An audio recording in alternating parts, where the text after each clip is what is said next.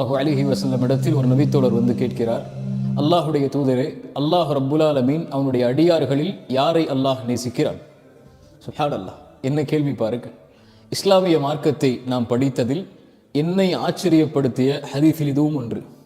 ரசூலுல்லாஹி ஸல்லல்லாஹு அலைஹி வஸல்லம் சொன்னார்கள், அஹப்புன் நாஸி இலல்லாஹ், மனிதர்களில் அல்லாவிற்கு மிக நேசத்துக்குரியவர்கள், அல்லாவிற்கு மிக அன்பிற்குரியவர்கள் யார் என்றால் அன்ஃபஅஹும் லின்னாஸ், மனிதர்களுக்கு பலனுள்ளவர்களாக வாழக்கூடியவர்கள். அல்லாஹு அக்பர்.